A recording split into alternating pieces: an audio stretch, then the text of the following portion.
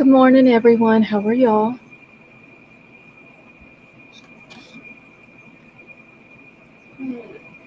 Give me just 1 second. I gotta catch up and chat.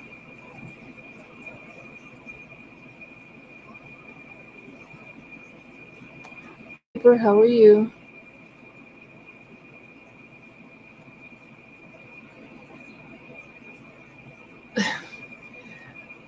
Betty Joe, I already had everything pulled up, sitting here waiting. Hey, Tiff, how are you? Avery, it's not afternoon yet.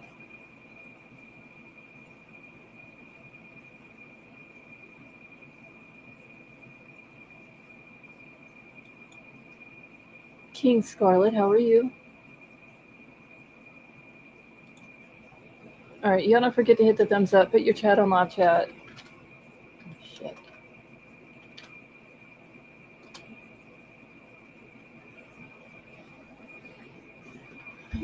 Avery, you know they're not going to start on time. Kat, did you see who was it that posted in? I saw it just a few minutes ago on Twitter. Somebody posted that Thompson, that this is, I believe, the only trial that he's ever seeked the death penalty on, and apparently the person that posted it doesn't think that he believes in it, but he used it as a bargaining chip.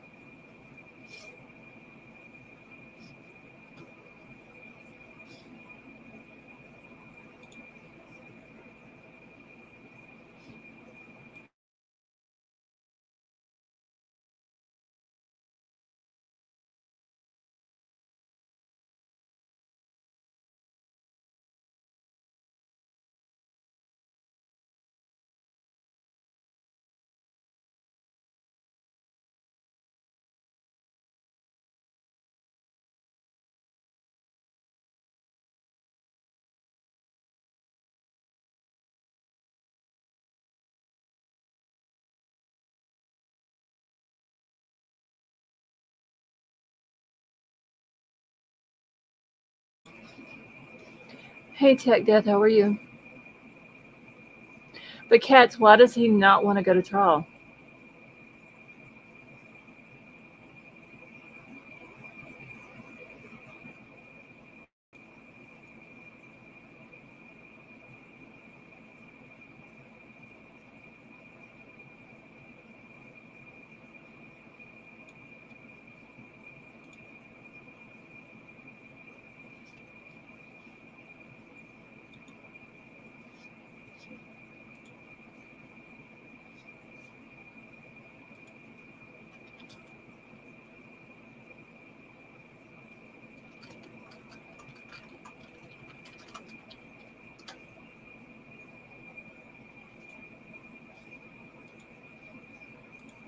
Oh, wait, yo, give me a second. I need to fix something over here.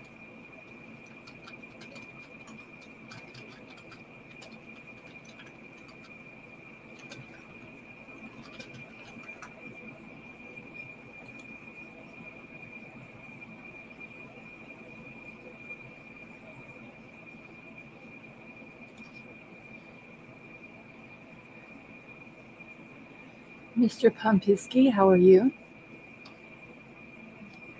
And can everybody hear me okay? See, they didn't explain to me. See what I can find. Also heard he planned to retire a year ago.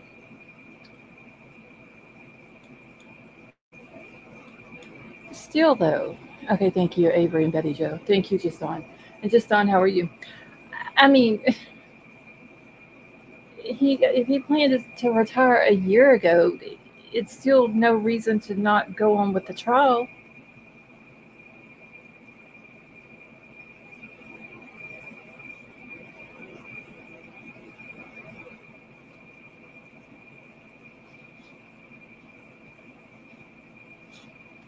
Let me see something. I got too much crap that I have pulled up on my screen here and not enough room for it all.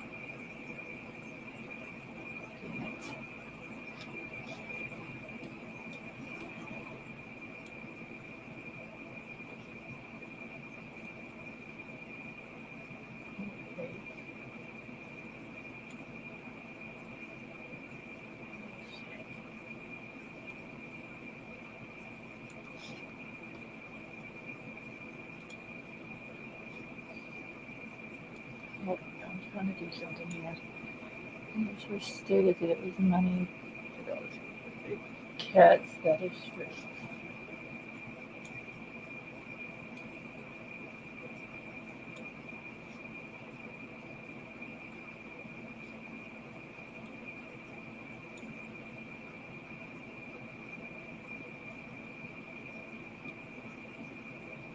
No, this is not working. What the hell?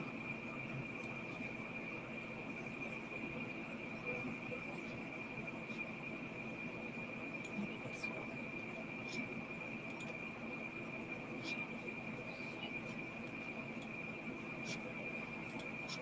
Like this. I'm trying to adjust everything on my screen for everything to fit.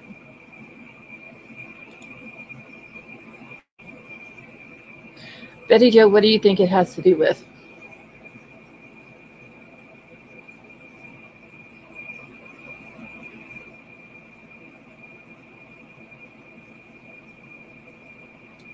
And Avery, are you still in here?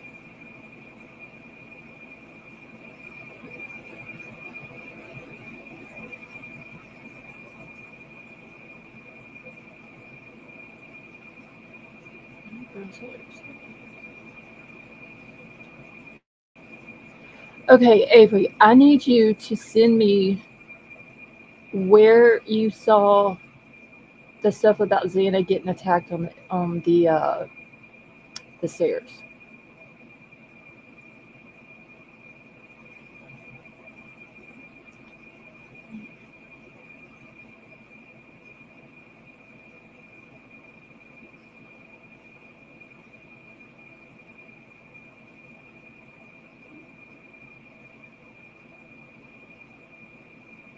Oh my God, they're still waiting to go in. What the hell?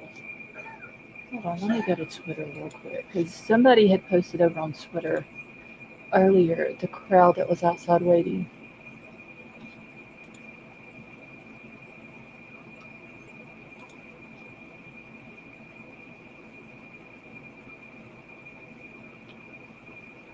So they haven't even let people see them on outside the courtroom waiting to go in. They have us up against the wall to make room for the victims' families as they walk by to enter.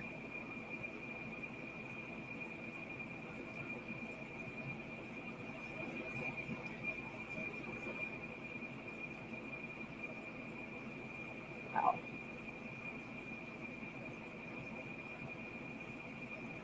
So, Christy, are you already in the courthouse, just not in the courtroom yet?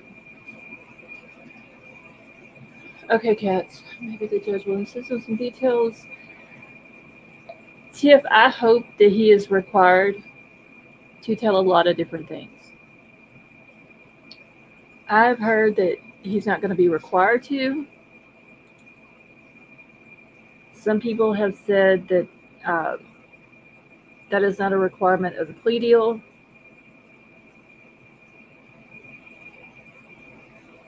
But then again, he may get in there and the judge may tell him that he has to.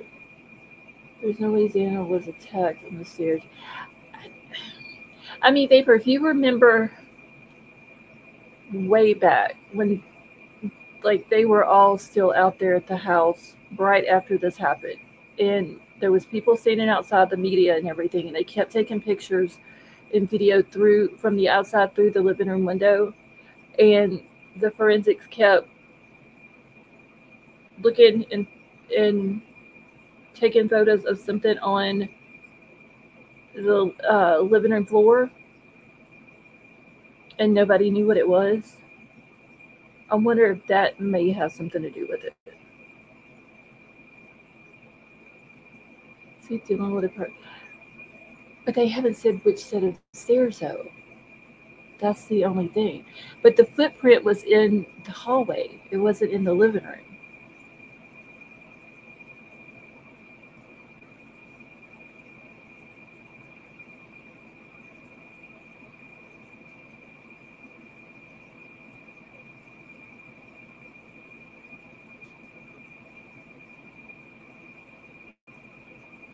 Yeah, the footprint was right outside of Dylan's door.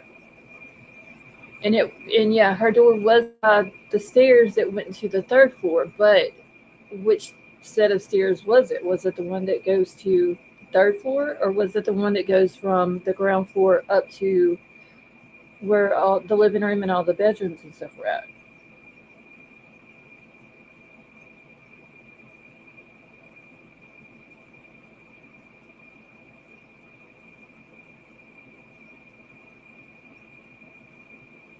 I don't know.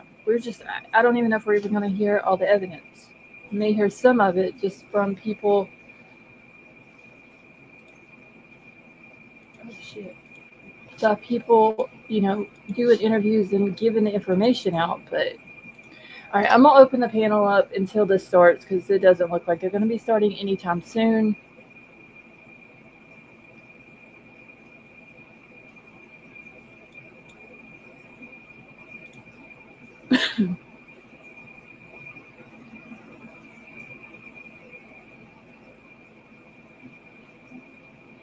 Okay, thank you, Christy.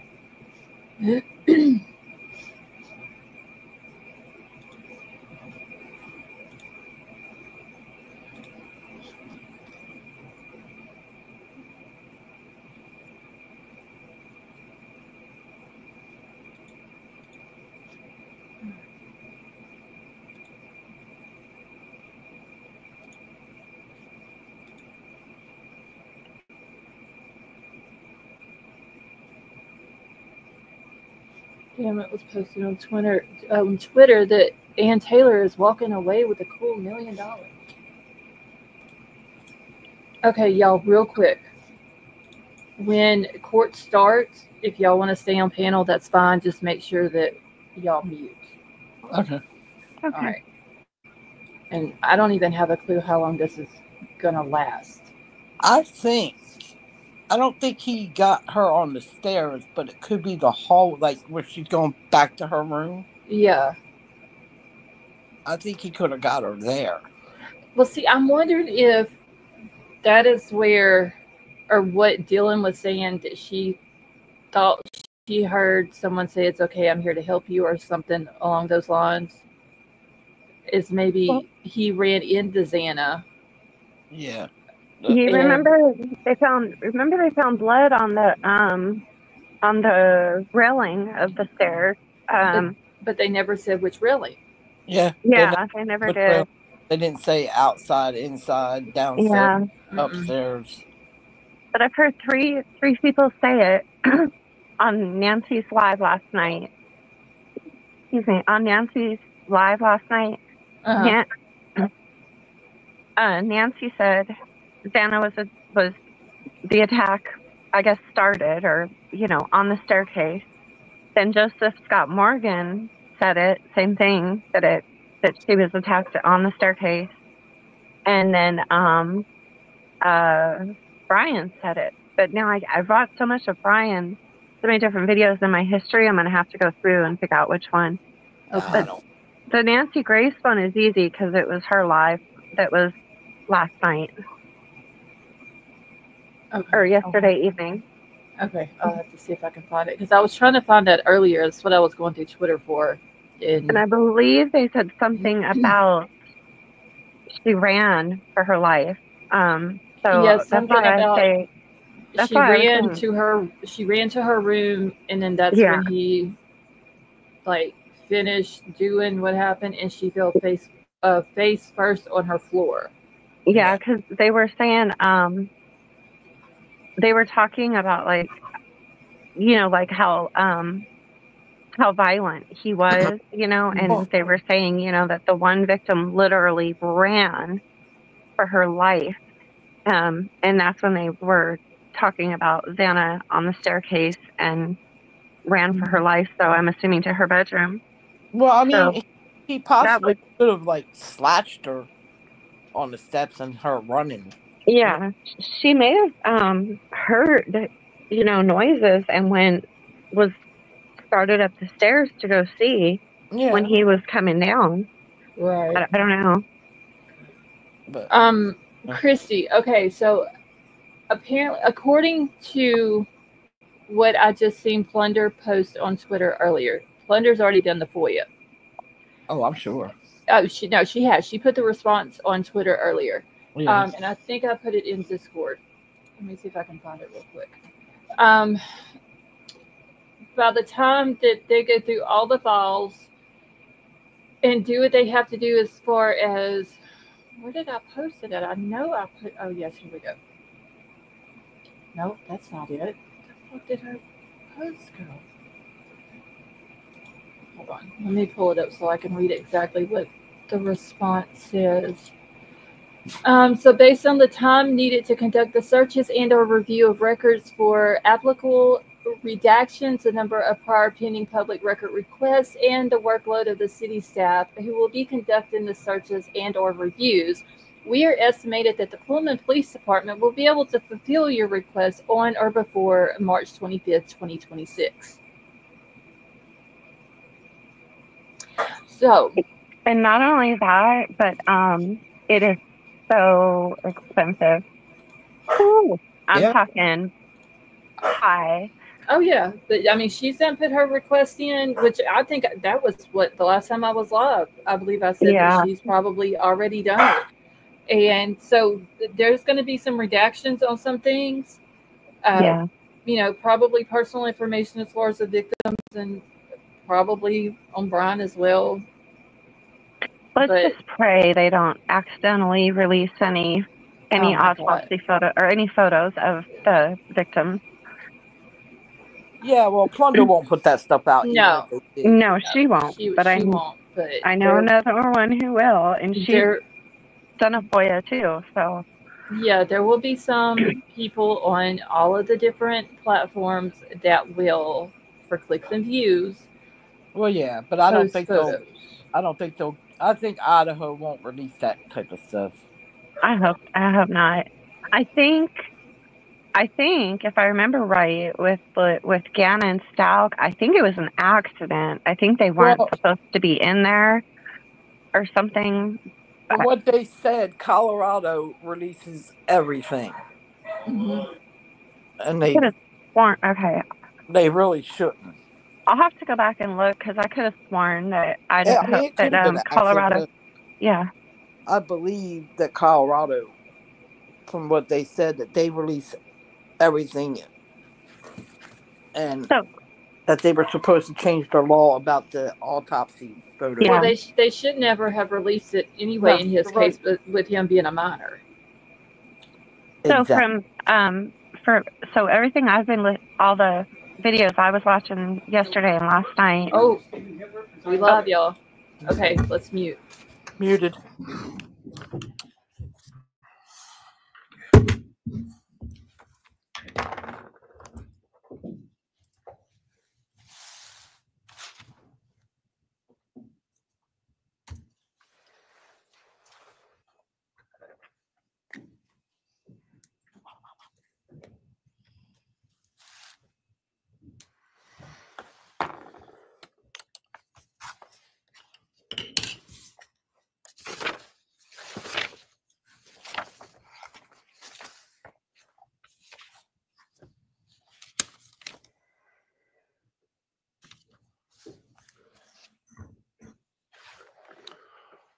All right, this is CR 0124316665. Defendant is present in custody with counsel, Ms.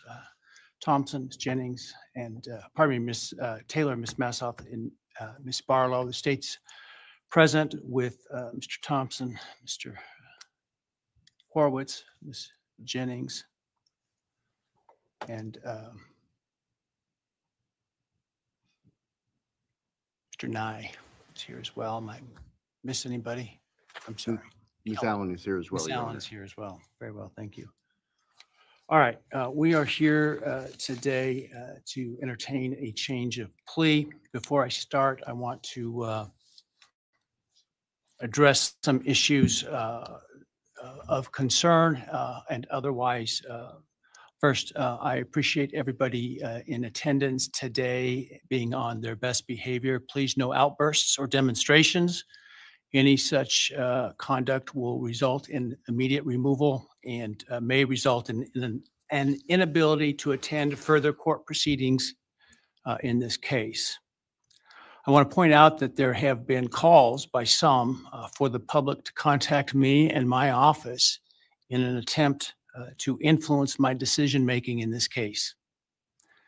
This has been extraordinarily disruptive for court staff and the ability for them to get work done, not only in this case, but in other cases where defendants are entitled to have their cases processed, and frankly, as important, if not more so, for victims to have their cases processed in those cases. It's also highly inappropriate.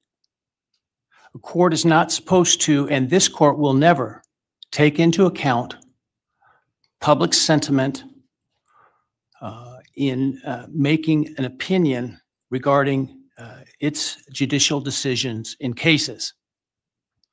Courts should, and I always will, make decisions based on where the facts and the law lead me, period.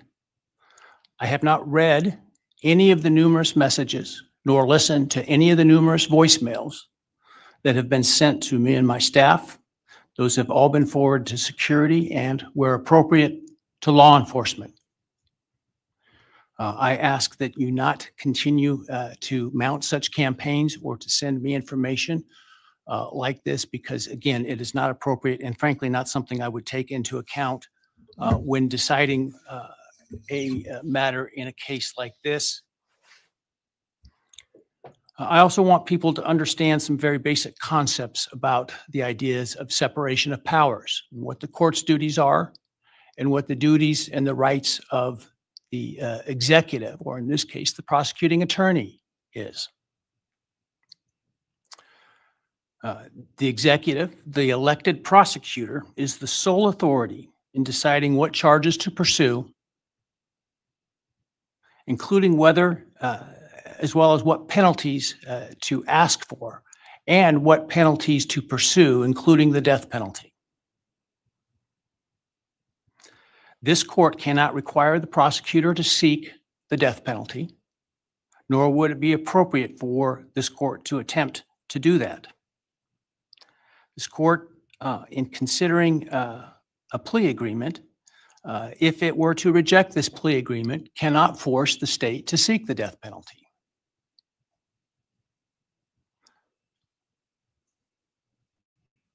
My role and power in considering a plea agreement is extremely limited. My role is to ensure that the defendant's plea is given freely, voluntarily, and intelligently. If those things are met, I can only reject a plea, such as the one in this case, where I'm not being asked to agree to the sentence in advance. I can only reject it, for example, if the defendant does not meet or admit to all the elements of the crime. That is, I can ensure what is called a factual basis to the plea. Finally, I want to offer my apologies to all the families, including the victims' families, the families of the defendant, for the short notice for today's hearing, and I'm sure what must have been the hurried efforts to get here. I, like most everyone else, learned of this plea agreement Monday afternoon and had no inkling of it beforehand. Prior to that time, I was under the belief that this case was proceeding to trial, as had been indicated, and my staff and I were busy continuing to work on preparations to have potentially 10,000 citizens of Ada County come to jury duty starting in mid-July, with the questionnaire process in mid-July. It was, once I learned of the defendant's decision to change his plea in this case, it was important that I take the plea as soon as possible because of the extraordinary administrative efforts that were otherwise attendant to the process of this getting this trial potentially underway on time, and including the significant process of bringing, again, potentially up to 10,000 jurors to come in and fill out juror questionnaires prior to the beginning of the voir dire process. And so it was important that we, if we're going to go down this road, do so expeditiously so that we can avoid those costs and expenses associated with that. Otherwise, if it was not going to result in a plea, or if for some reason the plea were to fall through today, that we could continue diligently towards trial at the time specified. And so that obviously required that we act quickly. And so some folks may have not had the amount of time that we would otherwise allow for them to travel here. And so, again, I apologize for that. I want to make people aware that during the hearing, if you are to leave the courtroom for any reason, you will not be readmitted during the hearing.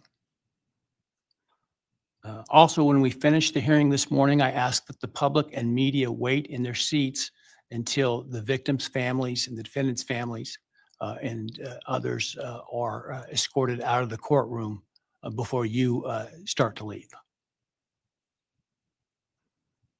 Finally, I want to acknowledge the trial court administrator and her staff, the Ada County Sheriff, and the Ada County 4th District Marshal Service for the huge lift that they've accomplished in preparing for and orchestrating this hearing today, as well as to all the security attendant today that you see, and some of whom you, many of whom you don't see, with less than 48 hours notice. And so I appreciate the hard work that they've been doing.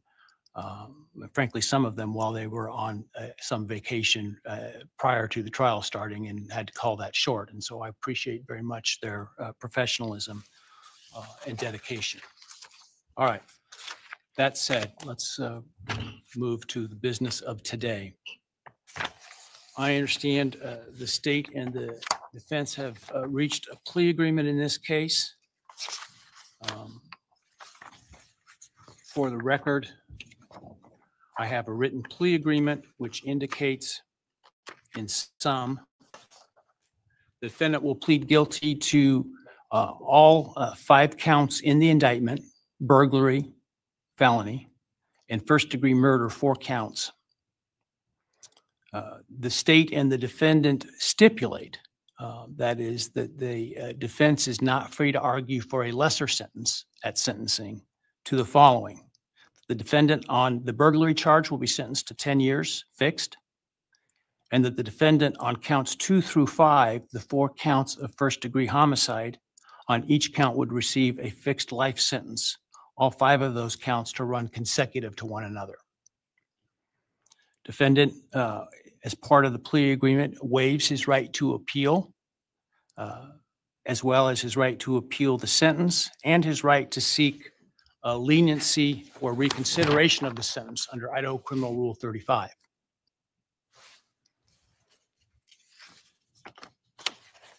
This is not a Rule 11 agreement, meaning the court is not bound by the plea agreement and could impose a different lawful sentence at sentencing.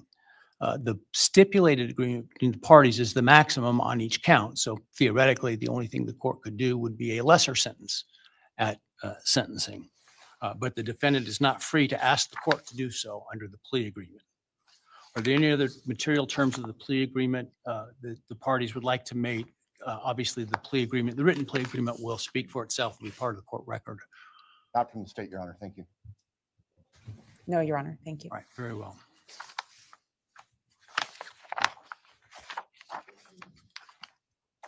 All right. Ms. Taylor, have you had sufficient time to discuss this case and all of its ramifications with your client? I have, Your Honor. Have you discussed fully with him his rights, defenses, and possible consequences to him of the guilty plea? Yes, Your Honor. Have you been able to do all the discovery you feel necessary? Yes, Your Honor. And have you informed your client of the importance of providing the court truthful and accurate answers in taking this plea today? I have.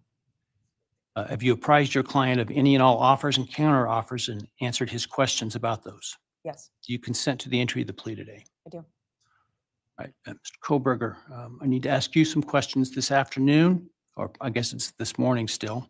I do this to ensure that so that I am assured that you understand the nature of the charges to which I understand you're going to plead guilty, as well as the possible consequences to you of your guilty pleas. I want to make sure your plea is given voluntarily, and I want to make sure that you actually committed the crimes to which you're pleading guilty, because I don't want you to plead guilty to a crime you didn't commit. If you attempt to plead guilty today, but for some reason I don't accept your plea, then it is possible that your statements today could be used against you later at trial. Do you understand that? Yes. All right, thank you. And now, while you're standing, actually, why don't you take the oath from the clerk? Do you solemnly swear or affirm that the testimony you shall give in the matter not given before this court shall be the truth, the whole truth, and nothing but the truth, so help you God? Yes. All right, and Mr. Kohberger, just to make it easier, you don't need to stand when you speak to me. I appreciate the sign of respect, but for convenience, you can remain seated, all right?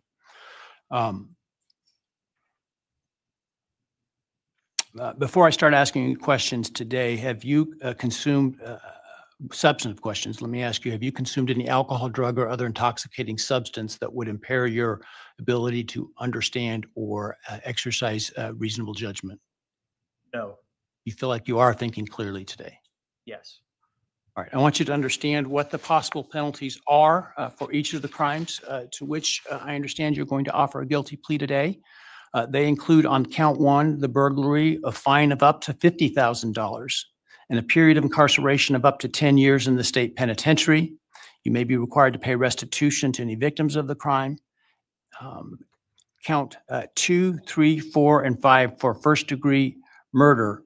The consequences include a fine of up to $50,000, a period of incarceration of life imprisonment, which is a requirement of a sentence, that it be a life sentence with a mandatory minimum sentence of at least 10 years on each of those counts. In addition, you would be potentially responsible for a fine of up to $5,000 to each of the victims of your crime, to be enforced in the form of a civil judgment, to operate as additional punishment. This is in excess of any restitution or fines that the court could order. And again, you may be required to pay restitution to the victims of the crime. You would be required to provide, as to counts 1, 2, 3, 4, and 5, a DNA sample and a right thumbprint impression, and potentially pay for analysis of those samples. You would lose any right to possess, purchase, or carry a firearm, the right to serve on jury duty, the right to hold public office, and the right to vote. Do you understand the charges and all those possible consequences? Yes.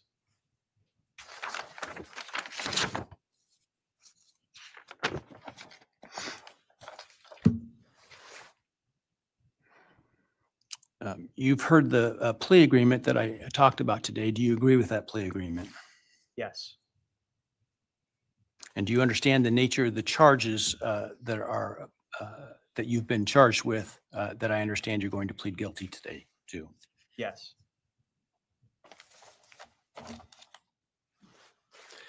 As I indicated, I'm not bound by the plea agreement, but the plea agreement is for the maximum on each count.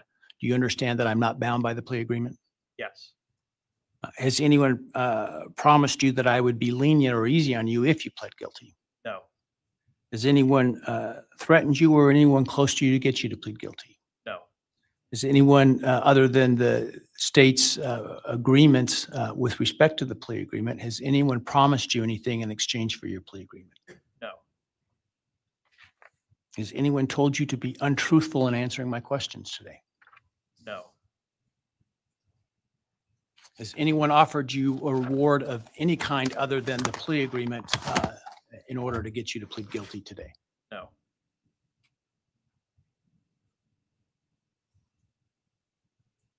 Are you pleading guilty because you are guilty? Yes. And counsel, obviously there have been a number of motions filed to suppress evidence in this case. other than those filed, are there any other motions that you felt were available with respect to Rule 12? No, Your Honor. And Mr. Kohberger, you understand that by entering the guilty plea in this case, you would be giving up your right to appeal any decision this court made, as well as your sentence. Yes.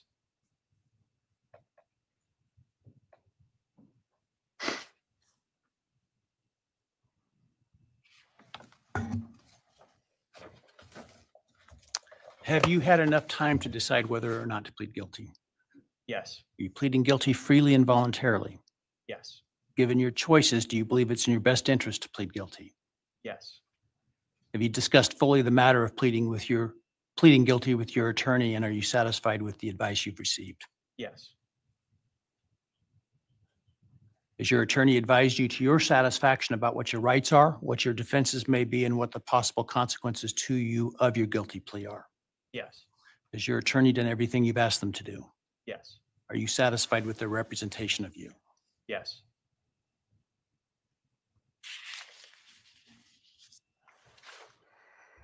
I have received a written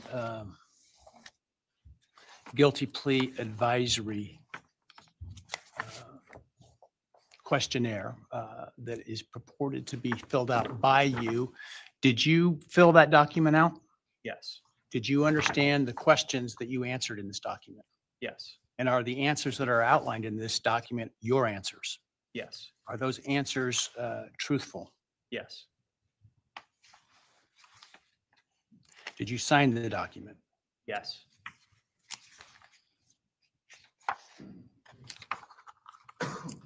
And this document outlines many of the rights that you have in this case.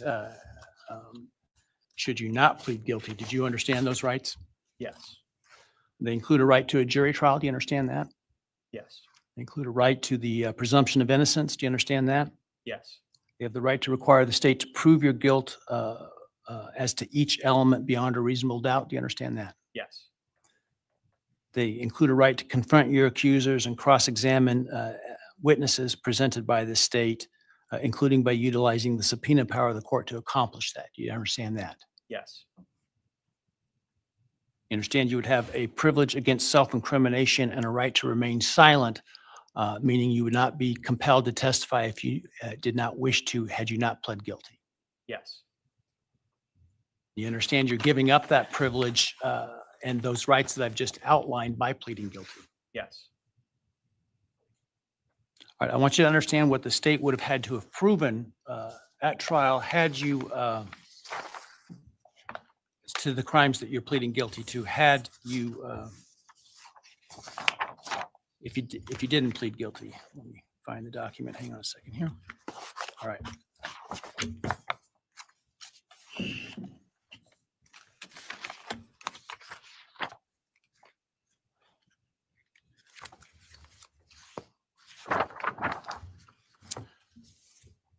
So as to count one burglary, the state would have to have proven that on or about November 13, 2022 in Latah County, Idaho, you unlawfully entered a residence located at 1122 King Road in Moscow, Idaho, with the intent to commit the felony crime of murder. As to count two, the state would have had to have proven that on or about that same date in Latah County, Idaho, you did willfully, unlawfully, deliberately, with premeditation and malice aforethought, kill and murder Madison Mogan, a human being, by stabbing Madison Mogan, from which she died. As to count three, the state would have had to have proven that on that same date in Latah County, at that same address, you did willfully, unlawfully, deliberately, with premeditation and malice aforethought, kill and murder Kaylee Gonzalez, a human being, by stabbing her, from which she died. As to count four, the state would have had to have proven that on or about that same date in Latah County, Idaho, you did willfully, unlawfully, deliberately, with premeditation and malice aforethought, kill and murder Xana Kernodle, a human being, by stabbing her, from which she died. And then as to count five, also murder in the first degree, that on or about November 13th, 2022, in Latah County, Idaho, you did willfully, unlawfully, deliberately, with premeditation and malice aforethought, kill and murder Ethan Chapin, a human being, by stabbing him, from which he died. Do you understand those things the state would have had to have proven? Yes. And do you understand that by pleading guilty, the state no longer has to prove those things because you're admitting those things are true? Yes.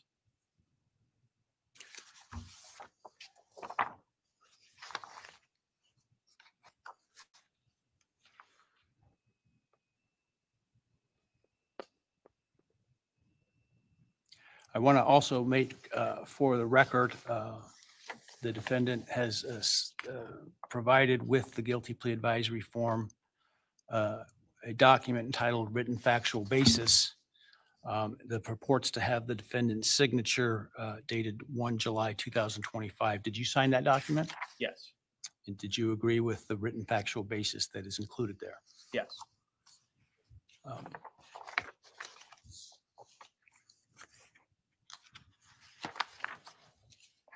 And then let me ask you, did you, on November 13th, 2022, enter the residence at 1122 King Road in Moscow, Idaho, with the intent to commit the felony crime of murder? Yes. Did you, on November 13th, 2022, in Latah County, state of Idaho, kill and murder Madison Mogan, a human being? Yes. And did you do that willfully, unlawfully, deliberately, and with premeditation and malice aforethought? Yes. Did you, on or about that same date in Moscow, Idaho, kill and murder Kaylee Gonzalez, a human being? Yes. And did you do that willfully, unlawfully, deliberately, and with premeditation and malice aforethought? Yes. And did you, on that same date in Moscow, Idaho, kill and murder Xana Kernodle, a human being? Yes. And did you do that willfully, unlawfully, deliberately, with premeditation and malice aforethought? Yes. And then on or about November 13th, 2022, again in Latah County, Idaho, did you kill and murder Ethan Chapin, a human being? Yes. Did you do that willfully, unlawfully, deliberately, with premeditation and malice aforethought? Yes. I would ask the state at this time to provide its recitation of its factual basis had this case gone to trial. Thank you, Your Honor. Your Honor, the organization of the recitation is different than what I think the court and the public may be familiar with from the probable cause affidavit and other documents. The state's evidence, as an overview, would show that back in March of 2022, when the defendant was residing in his parents' residence or was residing back in Pennsylvania, his home state, he purchased online a K-bar knife and sheath with an Amazon gift card that he had purchased shortly prior to the purchase of the knife, sheath, and sharpener. Jumping ahead, the end of June of that year, the defendant, Mr. Kohberger, moved from Pennsylvania to Pullman, Washington, which is right across the state line from Moscow, Idaho, for the purpose of pursuing a PhD in criminal justice at Washington State University. The state's evidence would indicate that beginning July 9th of 2022, Mr. Kohberger's phone began connecting to a cell tower that serves the area of the 1122 King Road residence in Moscow, Idaho. Now, I will acknowledge for the court and all present that there are many residences in that area. It's a dense population of mostly college-related occupants. Between July 9th of 2022 and November 7th, the defendant's phone connected to that particular tower during late night, early morning hours, 10 p.m. to 4 a.m., on approximately 23 times. Now, I will acknowledge also, we do not have evidence that the defendant had direct contact with 1122 or with residents of 1122, but we can put his phone in that area on those times. In the interim, on August 22nd of 2022, Latah County Sheriff's Deputy Darren Duke conducted a traffic stop in the early morning hour or late evening hours, about 11 p.m. On the west side of Moscow, on the Moscow-Pullman Road. This was the traffic stop of Mr. Kohberger's car, which turned out to be a 2015 white Hyundai Elantra with Pennsylvania plates. During the course of the traffic stop, Deputy Duke was able to obtain Mr. Kohberger's name, Bryan Kohberger, his phone number, and his address, which at that point was an apartment address in Pullman. We then move to the early morning hours of November 13th, 2022. The state's evidence would show that early morning hours on that day, Mr. Kohberger's phone left his Pullman residence, which is an apartment in kind of the central northwest part of Pullman. That phone was then subsequently turned off at approximately 2:54 a.m. and remained off until approximately 4:48 a.m. on Sunday, the 13th of November. The state's evidence would include at trial video surveillance of a business on the Moscow-Pullman Highway, just across the state line from Moscow. It would show a vehicle matching the description of the defendant's Hyundai Elantra entering Moscow at approximately 3:02 a.m. Compiled surveillance that the investigators put together from businesses and residents then show the defendant's car, the white Elantra, as I've described, circling the 1122 King Road area, that neighborhood, starting around 3:30 or so in the morning.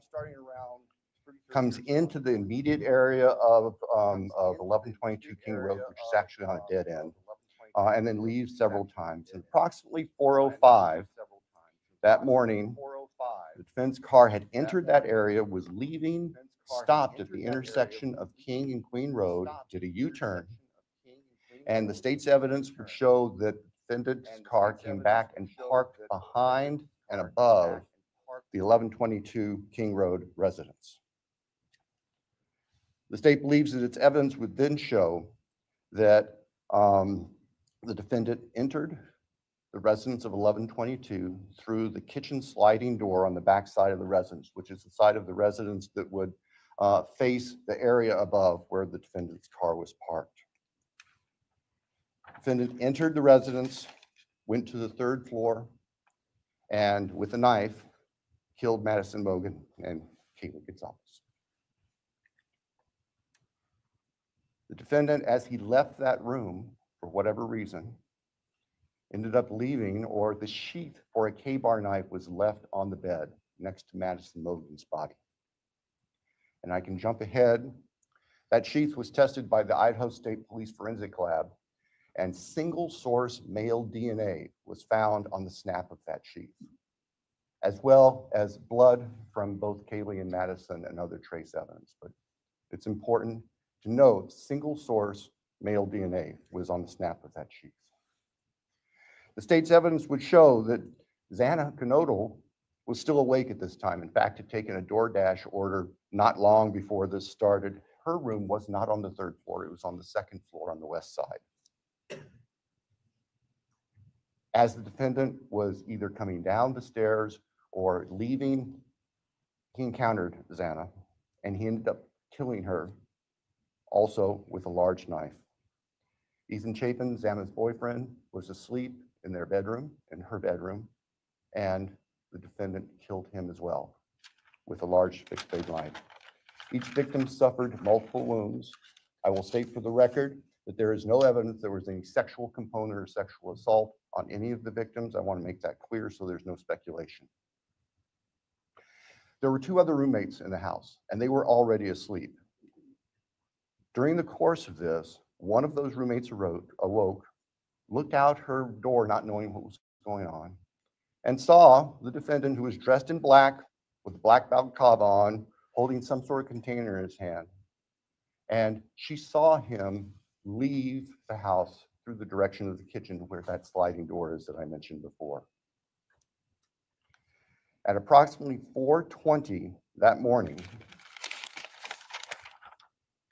so this would have been 15 minutes or so later, defendant's car is seen on a surveillance camera for 1112 King Road, which is immediately next door to the west of 1122, leaving the area at a high rate of speed. And if the court were to see that, or anybody in this courtroom would see that, you can see the car almost loses control as it makes the corner heads north, and then turns to go south on Walinta, which is one of the only ways to get out of that part of town. The evidence would show that following that, the defendant in his Elantra drove south of Moscow.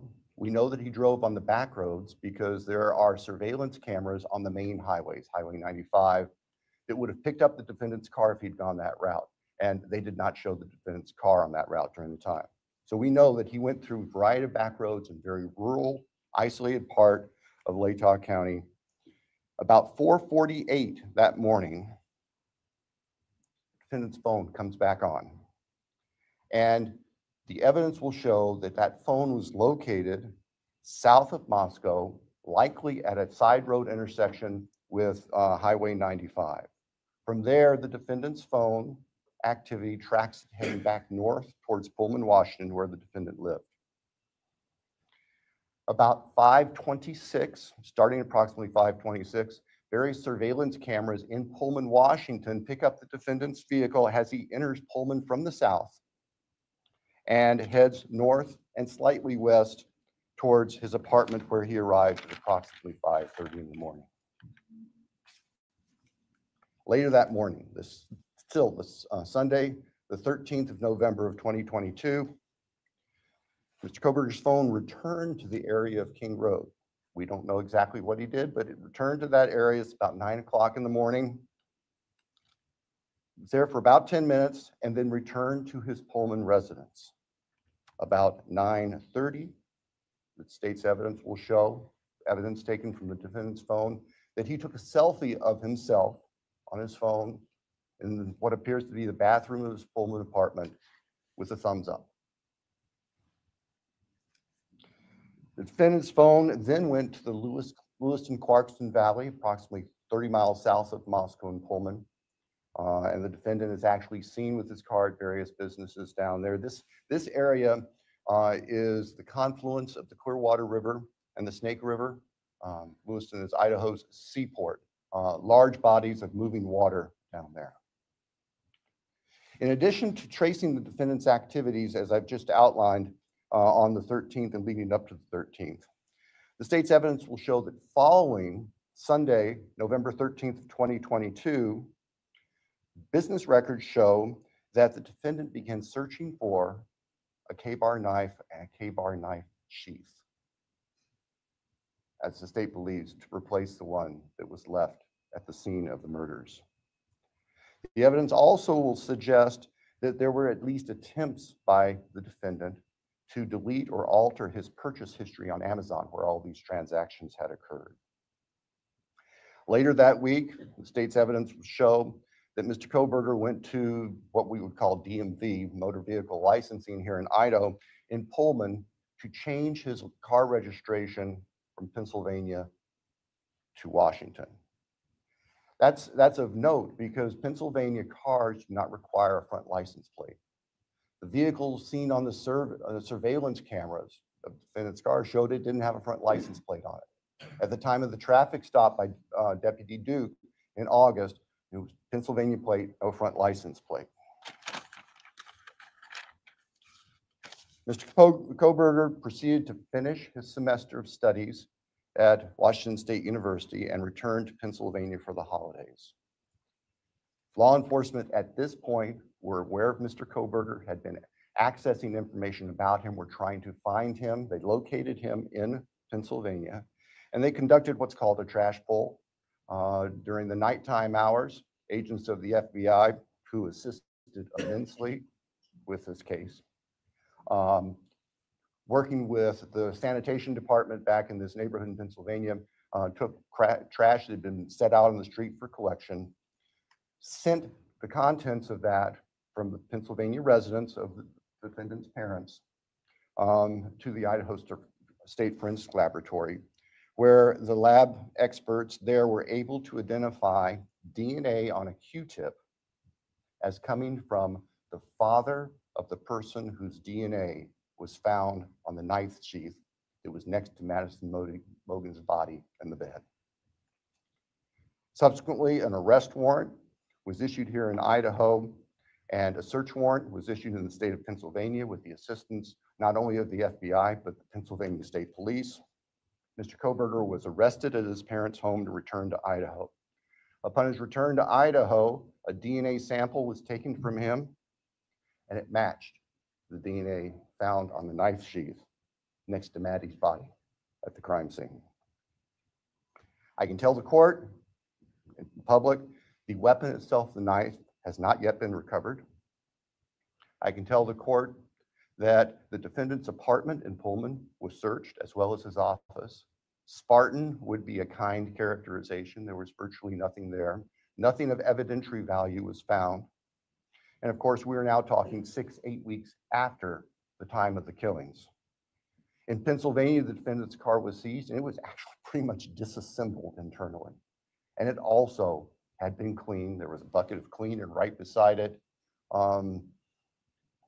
I think we can all look to our own cars, you know, in those compartments in the doors. We try to keep them clean where you put stuff. There's always some degree of crud in there. They were spotless. The defendant's car had been meticulously cleaned inside.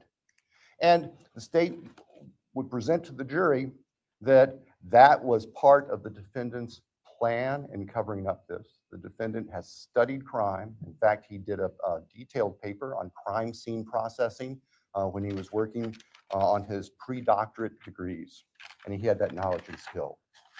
So, Your Honor, at the end, the state submits that the evidence that I've given just a quick overview of, and that to present in court would consume weeks, which the state is prepared to do and has been prepared to do, would show that as the defendant has just admitted and pleaded guilty on November 13th, 2022, excuse me, Mr. Kohberger entered the residence of 1122 King Road in Moscow, Idaho. He did that with the intent to kill. We will not represent that he intended to commit all of the murders that he did that night, but we know that that is what resulted, and that he then killed intentionally, willfully, deliberately, with premeditation, and with malice forethought, Maddie Mogen, Kaylee Gonzalez, Ethan Chapin, and Santa Colonel. Thank you. Thank you.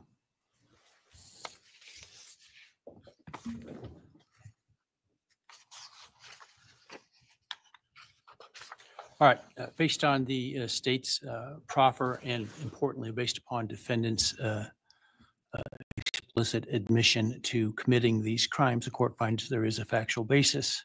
Therefore, with respect to count 1, burglary, felony, how do you plead, Mr. Kohberger, guilty or not guilty? Guilty. As to count 2, murder in the first degree, as it relates to the murder of Madison Mogen, how do you plead, guilty or not guilty? Guilty. As to count 3, as it relates to murder in the first degree for the murder of Kaylee Gonzalez, how do you plead, guilty or not guilty? Guilty. As to count 4, the first degree murder of Xana Kernodle, a human being, how do you plead, guilty or not guilty? Guilty. As to count 5, the first degree murder of Ethan Chapin, a human being, how do you plead, guilty or not guilty? Guilty. Right. The court will find that the defendant understands the nature of the charges and each offense and the possible consequences to him of his guilty plea. The court finds that there is a factual basis for the plea, and that finds the defendant believes the plea to be in his best interest. I find that the plea was given freely, voluntarily, and was intelligently made. I accept the plea. I direct that it be entered. I'll continue the matter for sentencing in this case. I think it was mentioned on the call Monday afternoon, the defense wishes to waive a pretrial investigation. Is that accurate? Yes, Your Honor. The state also? Yes, Your Honor, the state does not believe pre-sentence investigation is needed given the evidence that is available.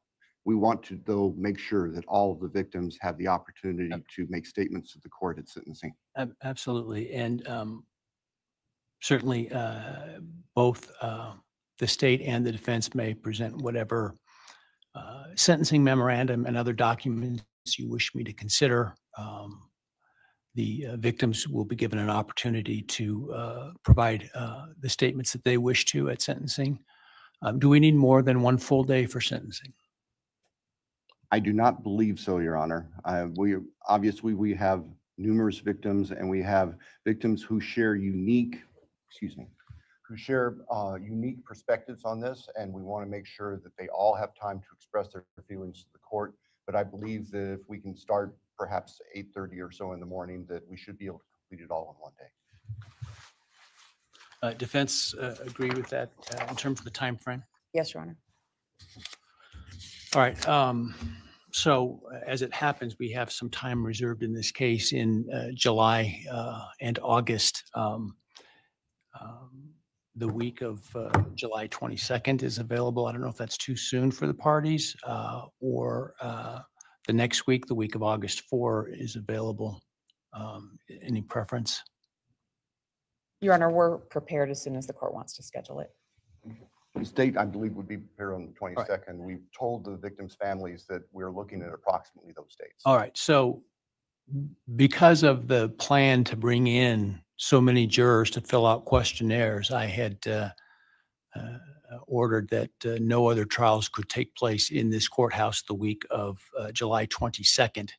And so we will use that in terms of the sentencing date because of what I'm sure will be the significant interest of the media and the public and the logistics that will be required to make that happen. Without trials going, it'll be a lot easier to do that. So let's pick that week. Why don't we pick July 23rd with the idea that if for some reason we don't finish, we could continue into the 24th. We'll start at 9 in the morning. Does that give your team enough time, Sandra? 9 in the morning? All right. Any concerns with that date? No, Your Honor. Thank you. No, sir. All right.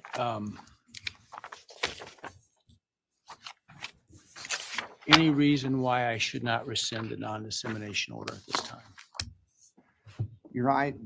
I think that given the history of this case, it would be best if that remained in place through sentencing. So we have time to make sure there's the ability to completely answer questions. That would be the state's preference and recommendation. We'd have no objection for the order to remain in place through sentencing. All right. I will, at this point, the idea to keep it until sentencing, which time it would be withdrawn in order to give the parties the space and time to prepare to meet what I'm sure will be the deluge of media requests. That's at least my preliminary decision at this point. We can always revisit if it seems to be, for some reason, I should. That said, obviously, I don't think the defendant, a bond was ever set for the defendant. Were it would be revoked. The prior order allowing him to come in civilian clothes is revoked given his plea and no longer the presumption of innocence. And in fact, now the actual conviction for the crimes. He will continue to be held at the jail pending sentencing. Is there anything else today? No, Your Honor. Thank you. I assume that the trial date will be vacated and those 4 jurors will be released. The trial will be vacated and I'm sure that the jury commissioner will get word to those that receive their summons that they won't be required to attend. So that said, again, if you would all please wait for the parties and the victims' families and others to leave the courtroom before you do, I would appreciate it. And with that, we're adjourned. All right, please. Y'all, I hate Bryan. He just stood up there and pled guilty to all 5 of those charges and no remorse. Nope. Like it didn't bother him at all. He's definitely a sociopath. I think he's gonna burn in hell. Yeah. He is so gonna burn in hell. Well, I knew he did it. I'm telling you. See, I told you. So the new information I guess that we heard is him going to the water, which is probably where the knife went. Oh, well, no doubt. Yeah, that's when he went, to what is it? Was it in Albertsons down there to the grocery store or whatever? Yeah, but I didn't know he went to this big body of water. No, I do remember something being said. I'd have to go back and look at the PCA, but there was something being said about a parking lot over that way where the water was. Or I'll have to go back and read it because I don't remember exactly what it says about that area. I remember of that too. But I don't think it said anything about him actually going to the water. Yeah. So it didn't, which I guess I'll wait till sentencing, but why did the judge say he's got to serve a minimum of 10 years for each? He's saying the only thing he could do was give him minimum, but which he can't because the max, they've asked for the max. Yeah, because he can't go no higher. Yeah, but I thought the plea agreement was life without parole. It is. It's life without parole. It's 4 consecutive life sentences without the possibility of parole, plus a 10-year max on the burglary. If it would have went to trial, or if he would not have accepted the plea, the judge wouldn't have accepted the plea. It would have went to trial, then he would have had to give the lesser sentence. Well, then why didn't the judge say that? If that's what's in the plea deal, for the record, the judge would have said that. He did say that. That's what he said. Yeah. I didn't hear him say life without parole. Yeah, he did.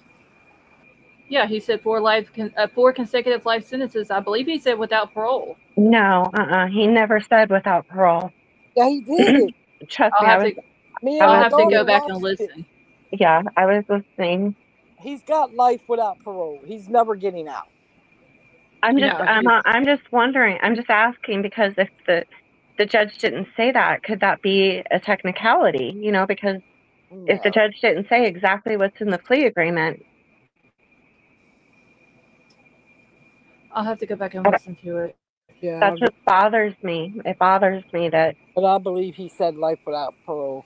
No, I know 100% he did not. Because I was also taking notes as he was. Well, the dissemination will be dropped at sentencing. Yeah. So all the evidence and stuff, now there will be no gag order on it after sentencing. And I bet you the families are wondering about that too, because that wasn't said in court as being part of the plea agreement. I'm sure the families are wondering too. Is there going to be a chance that he? Oh my God! I feel such. No, he's not. He's not. He's going to die in there because they're going to kill him. It won't surprise me if that's what happens. And Vapor, that is true too. The judge could say it at sentencing. Yeah. I hope so. Well, that you're sentenced to life without parole. Yeah, that's I hope so. Just the fact that he even mentioned the minimum worried me because because if the plea agreement is life without parole, then there would be no reason for the judge to mention a minimum of 10 years. You know what I mean? There's no reason if that's what they're agreeing to. But because they didn't go to trial, that's how he had. Yeah, if it would have went to trial, then he would have had to. Yeah, if it would have went to trial, if the judge did not accept the plea, it would have went to trial. If he was convicted, then the judge would have had to have sentenced him to a lesser sentence than what they had asked, which was the maximum. He could have sentenced him to a lesser.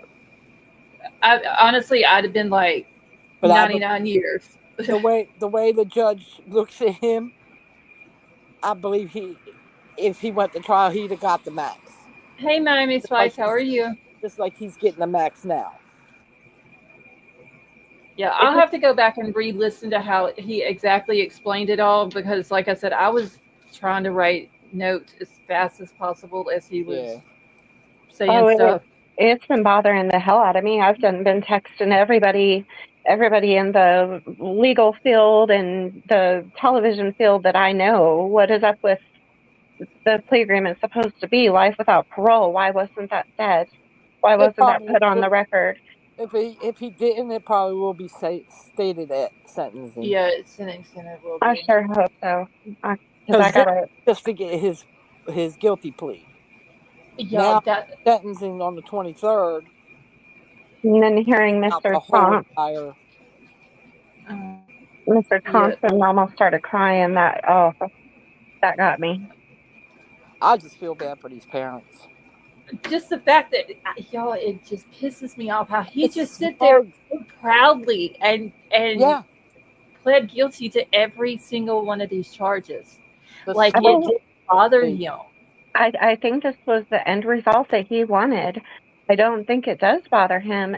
I No. think that he wanted to become a BK. I think he wants his name in those history books. Yeah. Oh yeah, he likes the attention. I don't think he ever was studying, criminal justice or forensic psychology to help people. I think it was part of his Well, that's what. mission. Yeah, that's what BTK did. He studied that stuff. Yeah. And he became a serial killer. So No, that's just I don't know. I feel bad for the families having to sit in there and listen to this man say, yes, I did murder this victim and this victim. You know what I'm saying? Yep. And then pleading guilty to it all. I feel sick. Honestly, my stomach is. I mean, he knew he wasn't going to win this trial. No. That's why he took this plea. That's why he made Ann Taylor go to the prosecution and ask for a plea deal. And did y'all see how he looked at her when she stood up? Yep. Yeah. I swear, that's so creepy. Like he gave her that long, just stare down. Yeah, he's got he has the sociopath eyes, the stare. Now let me ask you guys something. When he pled guilty, did you guys feel any sense of closure at all? Nope. No. None.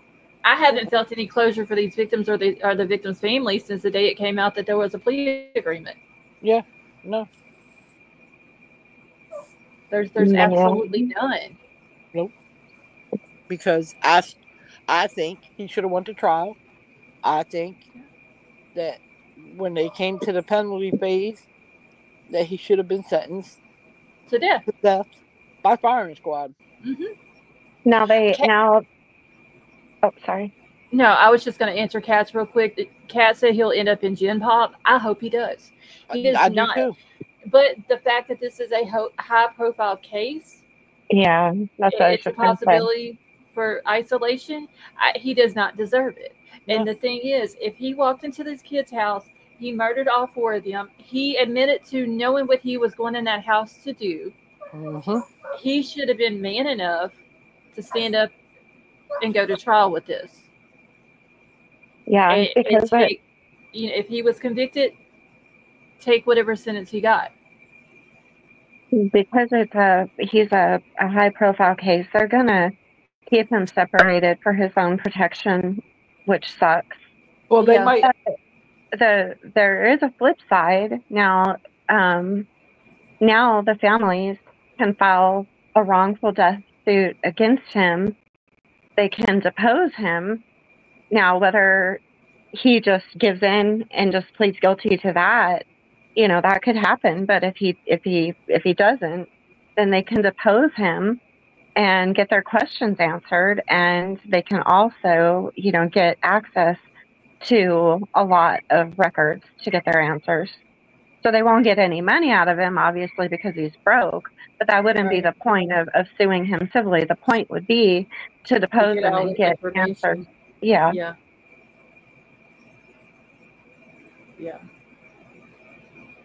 Well, Scarlett, I hope they send him to your prison.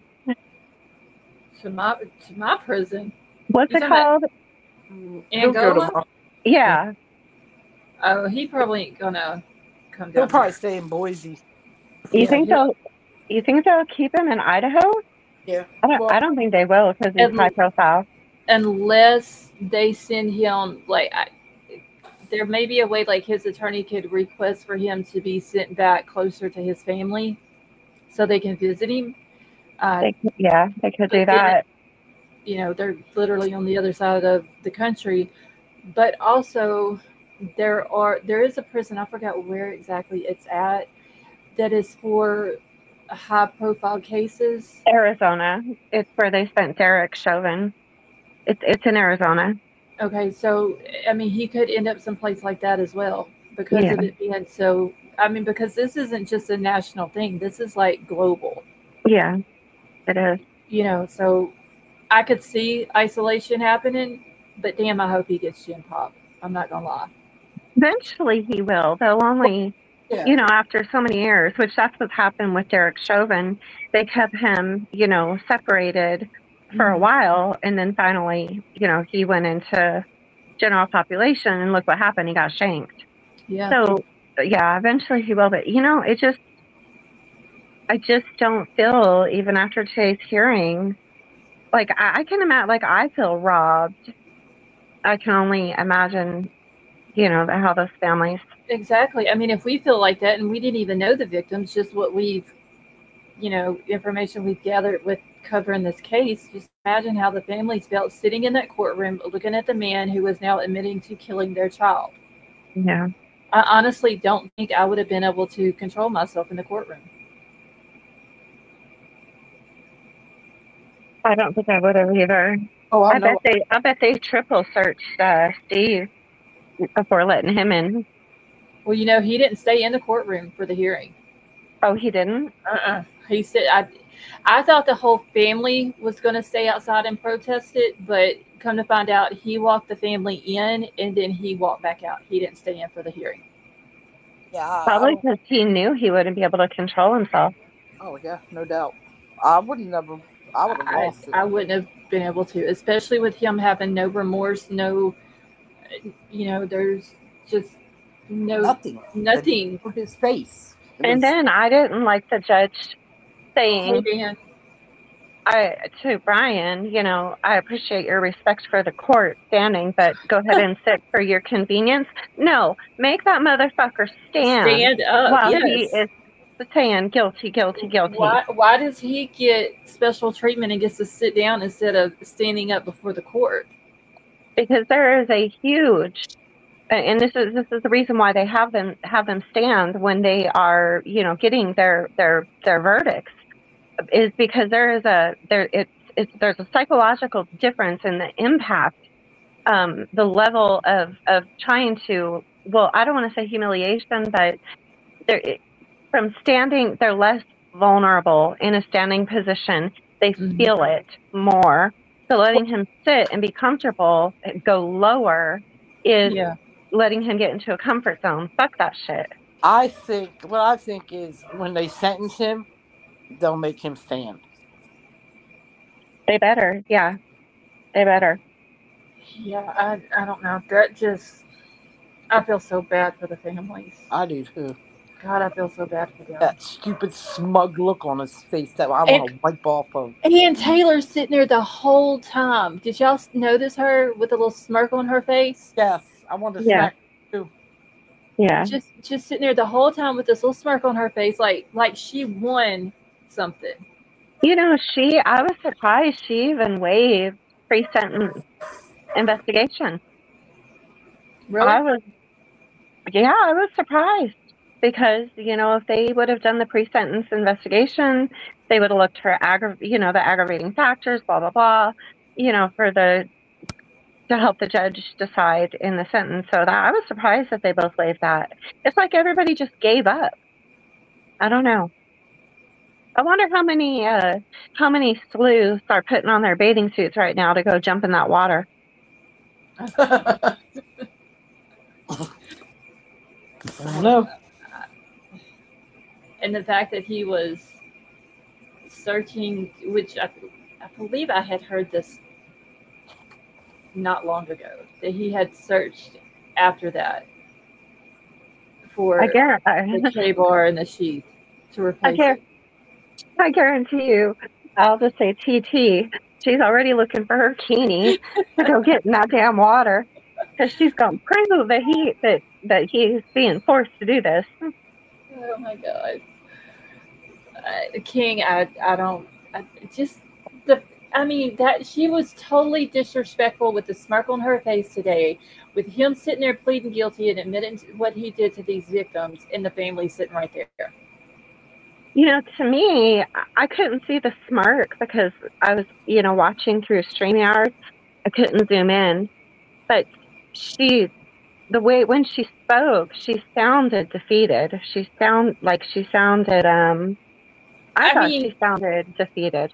she knew she wasn't going to win the case, on top of the fact that she's got this other DP case that she's taking on. Yep.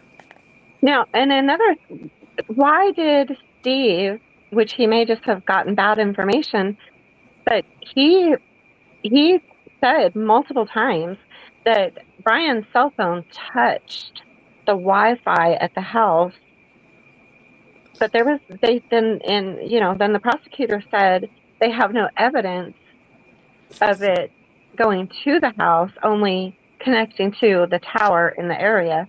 So that's weird, isn't it? I Well- do remember him, Mr. Gonzalez, saying that might have just been either the way he understood it at the time that he was told, or that Yeah. just maybe his wording of it, because of that tower touching the house, basically, kind of in the same sense. His phone touched the tower that touched the house. Right. And it could have just been the way he worded it. Well, But give it time, because I do not believe that Steve Gonzalez is finished yet. No, he said yesterday that after sentencing, he's telling everything. Y'all, I'm here for it with my popcorn and my Red Bull for sure. Yeah. Yeah, he said he is telling everything. Little R just robbed the state of a shit ton of money for something that could have been done 2 years ago. That is true. I think that's the only reason why she drug this out. I think she drug it out for the money part of it. Brian drug it out for the attention. And I even seen someone post this on Twitter this morning, that he went as far as he could right up until the trial date. Basically, he knew that he wasn't going to win it at the trial. So right at the very end, he just does a complete fuck you to the victims and their families, and accepts a plea deal and pleads guilty to it, where him himself still remains a mystery to everybody who has been following this case from the start. He still remains a mystery, and what happened that night. And people's going to come out with books, and there's going to be more docuseries. There's going to be, like, all of this stuff is still going to keep him in the spotlight, and that's what he wants. Did we ever look up to see if Idaho has the Son of Sam's? I know we were talking about it in Discord. Yes, they have. Yes. Okay, no, good. It's not the same thing as the Son of Sam law, though. I did post it in Discord this morning whenever I searched it. Let me find it here real quick, because he can't profit off of anything. He can't. No. Okay. No, basically they don't call it the Son of Sam law, but basically what would happen is, if he writes a book, does anything that he would get money from, it would then go into an account that would be paid to the victims' families, or the victims, or whatever. Okay. He will not be able to pocket the money.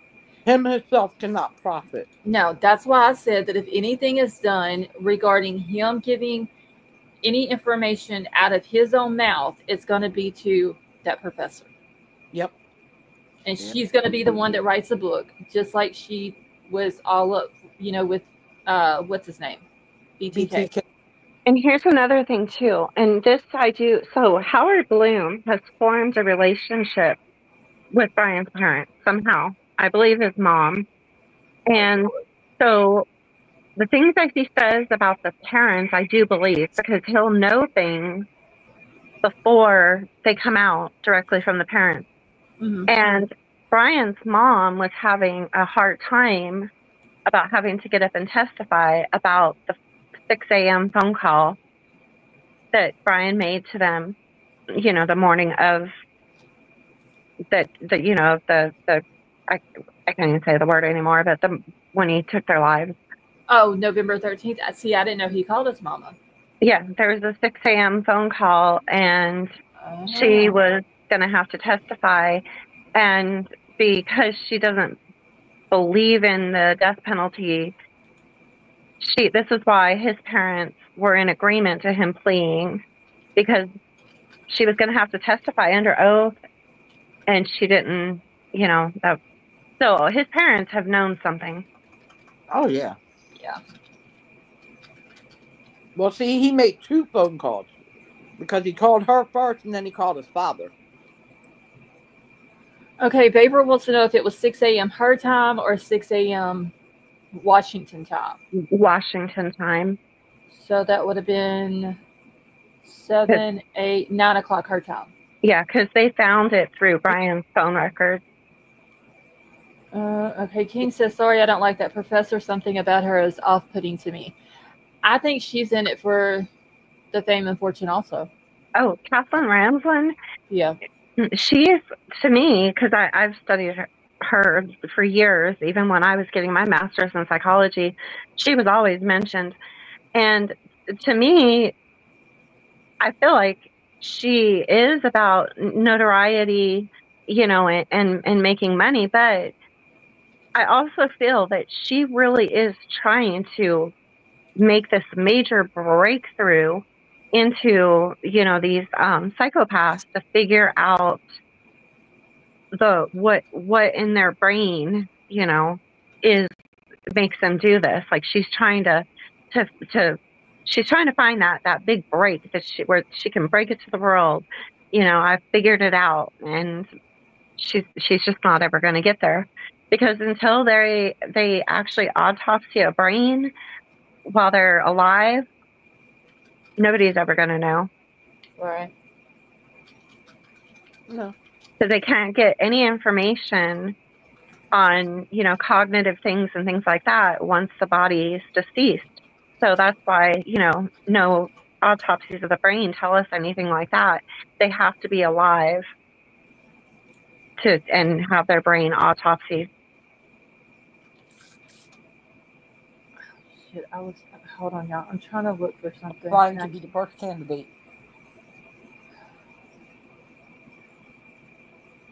Shit. I hate when I'm trying to find something, but I can't. What you trying to find? King just posted a picture of Bryan Kohberger from today, and it's like a front face shot of him kind of up close with showing his eyes. And there is an actor that reminds me of him in his face. I cannot think of the guy's name, or even what the hell he played in. But I was thinking, if there is like a movie that comes out, that is going to be the guy that's going to play the part of Bryan Kohberger. Oh. But I can't think of what the dude has even played in. You know the guy from You? Remember that series You? No. He was also in Gossip Girl. I think he would be a good pick. You haven't watched the You? There's 3 or 4 of them where he's just a crazy psychopath, sociopath, and kidnaps these girls and puts them in these cages in storage buildings. You haven't watched those? I've never watched those. Oh, wow. Oh my god, I can't think of this dude. Type in the cast of Gossip Girl, and it'll be the main guy. Okay. That's who I'm referring to. He has dark curly hair, and he has that same exact eyes and stare as Bryan Kohberger.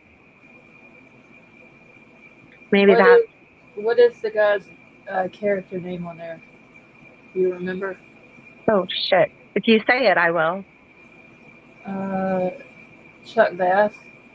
Nope. Dan. Yep. Damn.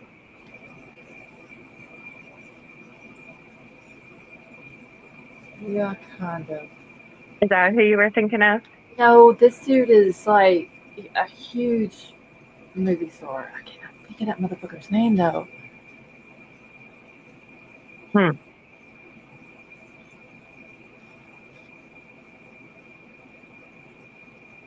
Ryan Reynolds? No, it's not him.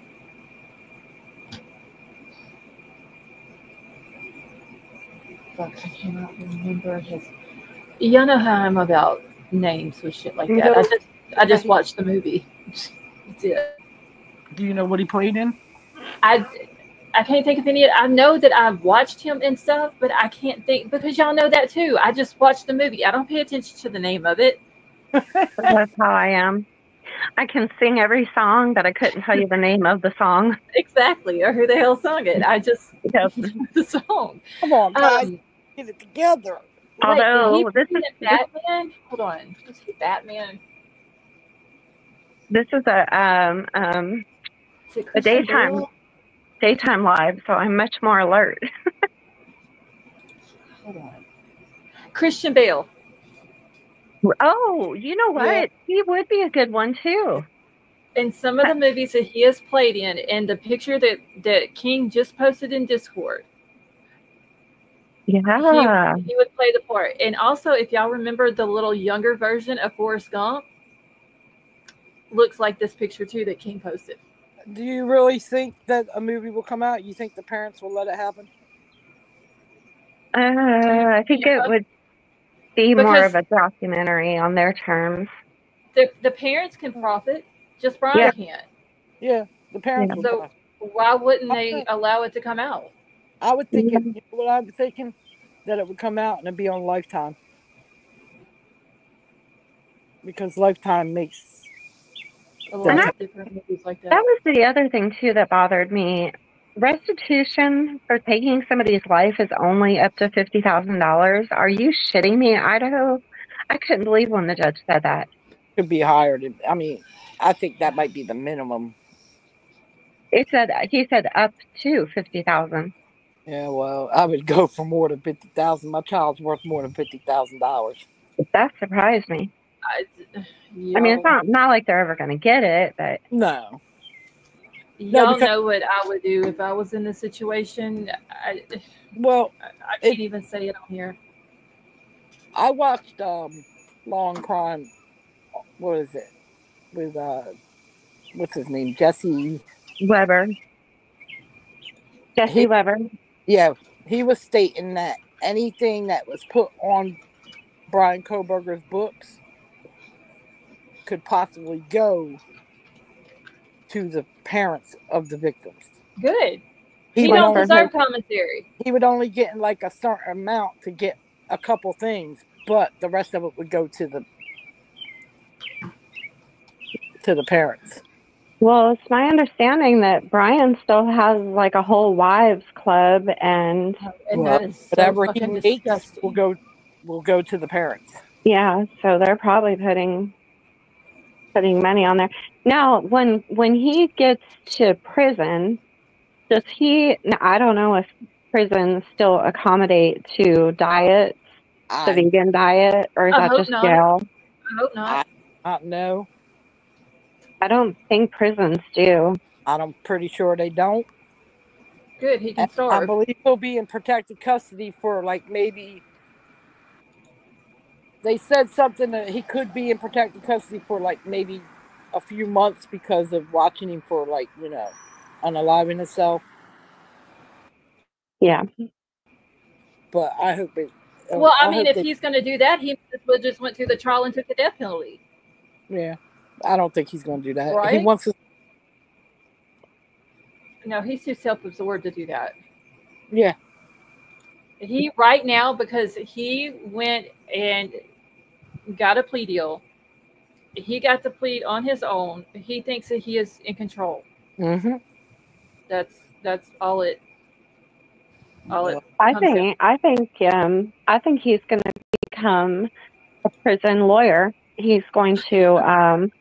I think that's how he's going to survive prison. Is he's going to be giving legal advice and everything to all those inmates. I think he's going to be the prison lawyer. Well, hopefully he tells them to make sure that you don't leave any evidence at the crime scene. Right. Yep. I don't know. We'll see. I think they're going to do what they did to Jeffrey Dahmer. Oh, that was the other thing we didn't know, that they said that they had. So I knew they had a vehicle that looked like his. I didn't know that they had the Pennsylvania front plate on surveillance. No, Pennsylvania don't have front plates. Yeah, they don't have it. We For don't. the Washington, wait, Washington does. Yes. what was it that the prosecutor Thompson said about they had his plate, his Pennsylvania They plate? had a picture of his front where it didn't have a plate. No, but then Yeah, he 'cause- said that they have the Pennsylvania plate, and he even said the first three letters of the license plate. Probably. Yeah, on that's, video. that's on the back. Yeah, because that's if you back. remember, after the murders happened, Bryan then went to the DMV in Washington and got his plates for Washington for the car, which requires a front and back plate. Yeah, because Pennsylvania, Oh, okay. Pennsylvania don't have front plates. Okay, so it must have been a back plate then, and because he said he was talking about the surveillance video, and he said we have a clear shot of, the Pennsylvania plate, and he listed the first three letters. Yeah, that's probably the back because Pennsylvania don't have front plates. Mm-mm. They never did. That's something. This whole situation's fucked up, if you ask me. Yeah. Oh, that's what I was going to tell you guys. So I was putting in Discord last night when I was listening to all of Brian Enton, because he's been interviewing all the parents. So the Chapins, they were for the plea agreement. Mm-hmm. The Mogans, the Mogans were for it, and then Jeff Kernodle, he said he was only for the plea agreement if Brian had to tell why. Which he didn't. Well, and I don't know about Kara. I didn't even want to. We're friends on Facebook, but I didn't want to message her at a time like this. Right. So so I know. I think that Gonzalez family is really the only one opposing. Well, Kara's aunt. I mean, not Kara's aunt. Xana's aunt wanted it. Yes, Xana's dad's sister. Yeah. She wanted it. Yeah. Did not. Wait. Let me rephrase that. She did not want the plea deal. She wanted the death penalty. She wanted the death penalty. But the Chapins, the Mogans, I think they just want to move on with their lives at this point. I think the Chapins were, which I can see if this is their reasoning. They're still worried about Hunter and Maisie. Yeah. And their well-being and, all of that. And so I think that could play a role into why they were okay with it. So then that way they're not going through life with people bombarding them with questions about the case, and this being their triplet, and you know what I mean? And it kind of just like give it a year or so. Yeah. And everybody will be on to a different case. And they can kind of go on and live a normal life as best they can. Wasn't Dylan what's that boy, that he was killed, he was a farmer, wasn't that Idaho also? Or was it Utah? No, it was Idaho. Because they let his killer plea out too. James Brenner is who killed him. Wait, that wasn't Idaho also, was it? I'm trying to remember. Hold on, wait. Let me pull it now so I can see. Dylan Round. Round. Thank you. Yeah. Okay. Was that Idaho? Because I thought that was Utah and. I can't remember. I can't even think what the state is next to Utah right now. Y'all have to excuse me. I've had no sleep. I've been up since like 2:30 this morning. I can't remember what state Dylan was killed in. Okay, that was Wyoming and Utah. Ain't that right? No, Wyoming doesn't sound right. Mm-mm. I think it was Utah. But I was all over that case, but I can't remember the dang state. Was it Utah? I think it was Utah. It seems like there was something about them crossing over the state line, but I couldn't. But he was murdered in Utah. Okay. He disappeared from his farm in Lucian, Utah, over the Memorial Yeah. Day weekend of 2022. Okay. Yeah, and Jason was telling me, which Jason will be on. We're doing a live together tomorrow on my channel. But he was telling me that Utah and Idaho, their laws they're like sister states. Yeah. They got similar laws. Yes, I Crazy. agree. It's just crazy. It just doesn't feel like there's any closure. Not in this case, that's for damn sure.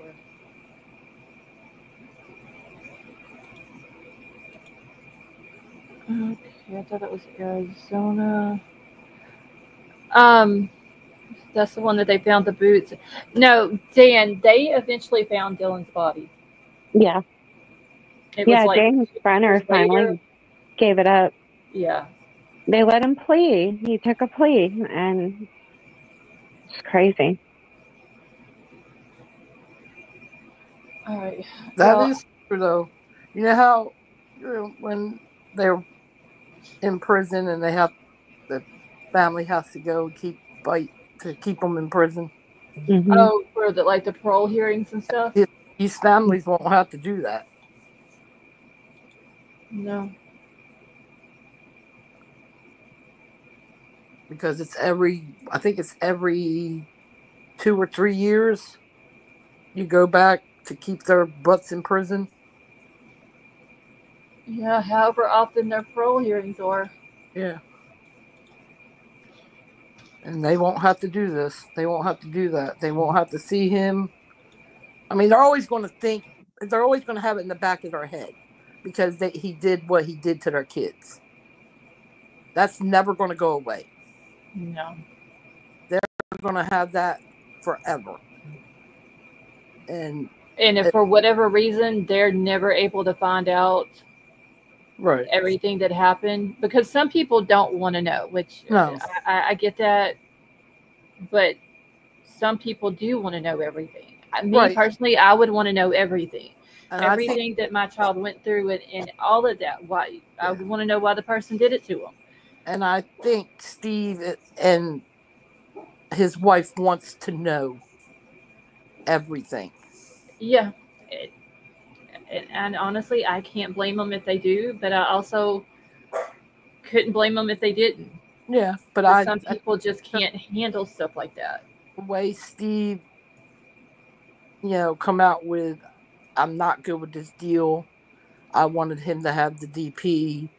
I think Steve wants to know exactly what happened to his child and to Maddie.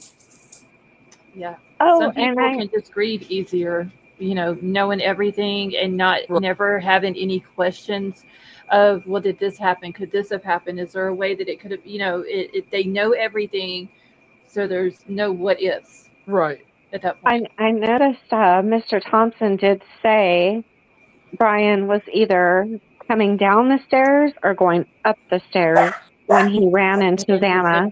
Yeah. So I do believe the attack did start on the staircase, and then she ran. Now that's confirmed for me. Yeah. I think what I think is he was coming out and seeing her. I think she turned around to run down the stairs, and he like maybe slashed her or stabbed at her and chased her into her room. Well, when them FOIAs or got her right there at her door. Yeah. When them FOIAs though are starting to be sent out, which I read what Plunger posted, hers says 2026. So once, it may take a while, it may take 6 months to a year, but whenever they start coming out, that's when we'll know, because they're going to post what especially plunder. I know she's not going to post anything that's offensive No, to the no. victims or the families, but she's also going to post the facts. Oh yeah, I like watching her. Yeah, she's very smooth with how she puts stuff out and very careful, but also respectful. Oh yeah. I like reading her articles on Medium. Hmm. She's a little spicier in her articles with her opinions than she is on her YouTube channel. Well, yeah, because on your YouTube channel you got to watch what you say. Yeah, Yeah. she's a little more Yeah, she's a little more. She has a little bit more freedom of speech. yeah. There I than love yeah. I could read her articles. Like, you guys know I'm a reader though. I love reading, but yeah, I love reading her articles. Yeah, she can be a little bit more, forthcoming in her articles than she can on her YouTube channel. Yeah. I don't know. I just if I never have to see another damn Idaho court document or hear Yeah, about some bushy eyebrows, I'll be doing good. in a way, I'm glad it's over, but in a way, I'm pissed that it's over because Yeah. he deserves it to be Yeah, on It's death kind row. of it does. it's like see, I go back and forth because because death row, it's going to take 20 to 30 years for Right. him to be put to death, and I feel like they get, because they're segregated, they're and then they get their yard time and their exercise time, and they get their food brought to them. Like, I feel, I just don't know. I don't know how I feel about it, because in one way, everybody is spared the trial and all those emotions and going through the pictures, but then on the other hand, I feel like everybody is robbed of knowing exactly what happened. But then on the Dreamcatcher, you're other hand, welcome. you know what I mean? Like, I'm back and forth. Well, okay, so the thing with that is, if this would have went to trial, the state would have told the victim's families, okay, today we're going to be showing pictures of this, Yeah. this, and this.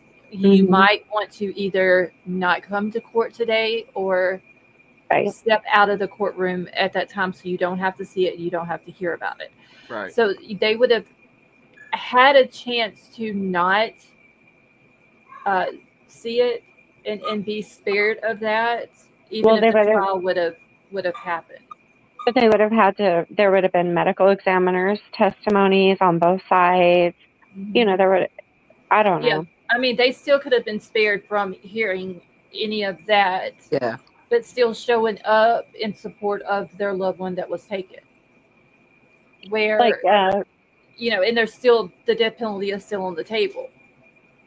like death row in Florida. I'm loving that for Wade Wilson, because they don't have air conditioning on death row in Florida. Good. I don't think they're they have it in suffering. Angola either. But Idaho, think. yeah, but I think Idaho does. Well, Oh, I I mean, and the fact that the humidity is like literally yeah. hail down here. Yeah, so those You know. inmates can be slipping and sliding when they're trying to butt plug each other.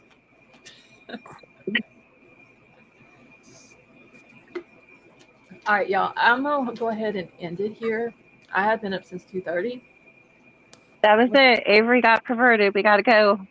No, I'm exhausted. I went to I know sleep. you are. I slept some yesterday. I woke up for like 20 minutes. I went back to sleep, and then I woke up last night. I woke up at like 11 something, I think, last night. Told everybody I was sorry about not doing the live. I slept through it, and then went back to sleep. Well, I didn't go to bed till 5 this morning. I woke back up at 2:30, and I've been up ever since. I'm exhausted. I need to eat something. I need to go take a shower. I also need to get notes for the Brooks House trial that's going on today, because I know the state has rested in that case. Did you get notes for the last 2 days? Because if not, I know it all. Okay, I got notes yesterday. I got all the notes for yesterday. I got some for the date for Monday. But whenever I was trying to get on the Monday notes yesterday, for some reason they took them off the damn website. So I've got to go back and see if I can find the rest of them. Okay. I'm gonna jump down. Okay, Yeah, Billy Joe, thank me you for coming too. up. Yeah, no problem. It wasn't fun because I hate this son of a bitch. Yeah. All I right. know. See y'all later. All right, have a good day. You too. Bye. All right. I'm going down to get you some rest, Scarlett. Eat some food and don't drink a Red Bull. No, I don't even have any Red Bulls. I may run out to the store and get one, though. I don't know. No, you don't need that before you go to sleep. I probably ain't gonna go to sleep. You better. You need to. Well, then if I go to sleep, then I'm gonna sleep through another live tonight. Vapor, you're like 4 states away from me. Yours isn't doing me any good. Set your alarm. Girl, I had an alarm set for last night. I slept through it. You're one of those. So through an alarm, not me, boy. I'll be beating the shit out of that alarm. yeah, But then I'm awake. I slept through it last night. So all right. Well, do something. Take a power nap. Something. I'll figure something out. All right. See you later. Okay. Have a good day. Bye, y'all. Press conference on court TV. Oh, hold on.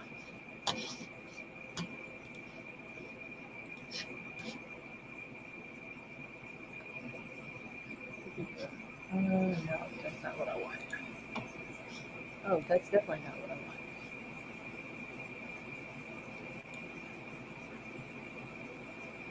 Elsie, do you have the